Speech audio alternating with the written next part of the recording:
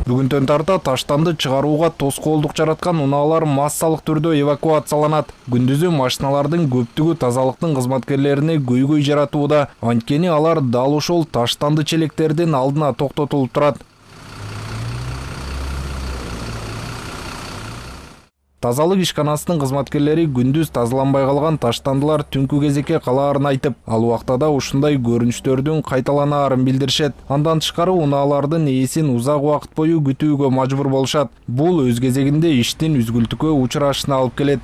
Бизге мына өзүңөр көрүп аткандай мындай ящиктерди тосуп машиналар туруп алат. Анын үчүндө кыштын күнү дагы бизге аябай тоскоол болот. Тайгалакта жылдыра албайбыз буларды. Контейнер ящиктер бери өтпөй калат. Кичине чийип алсак, ал машинанын ээсине биз жооптуу болуп калабыз да. Бир машинанын айынан канча кишинин мусору алынбай калат, тазаланбай калат. Бүгүн ала албай калсак, кечке чейин көчөгө чачылып кетет мусорлор.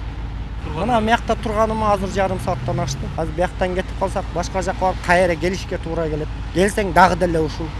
Бул жолда тазалык ишканасы менен биргеликте таштанды челектерин жанына токтоп турган унаа ээлерине байланыша албадык. Ошол себептен эвакуатор чакырууга мажбур болушту. Ээси келбеген унааларды жүктөп кетишти. Мындан тышкары кээде эвакуатор келгиче 2-3 саатка чейин күтүүгө туура келет.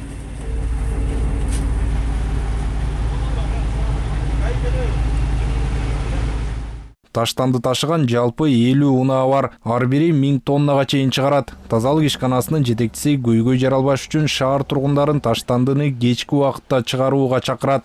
Буга чейин айтылып, массалык маалымат каражаттарынан да айтып келгенбиз. Аргасыздан ушул ишке барып атабыз. Төп кетип, аны апарып штраф стоянкага коет.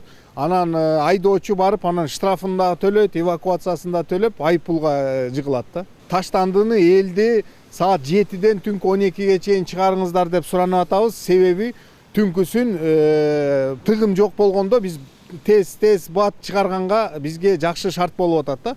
Бирок тилекке каршы ушуга окшогон көрүнүштөр биздин ишибизди катуу басаңдатып жатат. Бишкек шаарын көрктөндүрүү эрежелерине ылайык унааларды контейнерлердин жанына токтотууга тыюу салынган. Буга чейин да өлкө башчы Садыр Жапаров социалдык тармактагы баракчасына шаар тургундарын таштандыларды түнкү саат 12-ге чейин таштоосун суранган. Анткени көпчүлүк эртең менен ишке кетип атканда таштап көнүп калганын айткан. Мындан тышкары ал келечек муундар үчүн жаратылышты көздүн карегиндей сактоого үндөгөн. Автандил Бактыбеков, Айсана Бакытбекова, Аскар Маратов, ЛТР Бишкек.